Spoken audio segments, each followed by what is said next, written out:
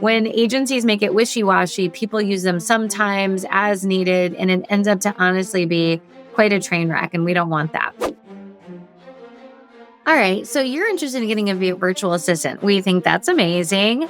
We have 7 and couldn't do what we do without them. It's such a breath of fresh air to have awesome, hardworking, young, energetic people that want to come in and work every day, even overnight. So how do you go about getting your virtual assistant job description? Well, we look at it like starting with the current job descriptions that you have. If your agency doesn't have any, head over to our website. We actually have process packs that you can use and there's like 47 different job descriptions. One of them includes a virtual assistant one. But the first step that we always say is start by running a report in your agency management system. Almost every agency management system has what's called an activity report. The bulk of these systems have action codes or labels that will tell you what to do. So when you log an activity, you'd put claim, payment, etc. So if your agency management system had that, like I said, most do, there's a handful that don't. You want to find out, what are all the things my team is touching that's not licensed? Let's start by getting that list and putting that together in the job description of these are the items that we are going to move over.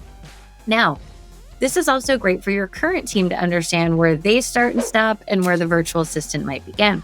So second up, you have to go ahead and edit their job descriptions to take out those items.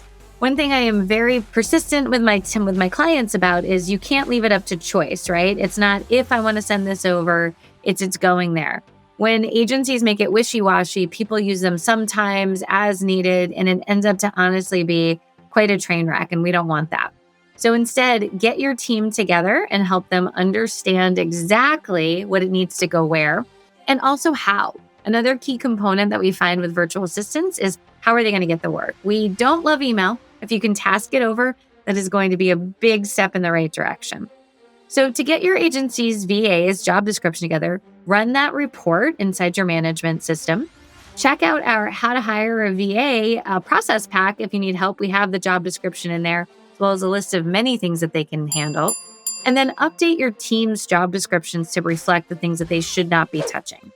We love job descriptions to start with a mission. Why does this role exist? And then key components of what they do.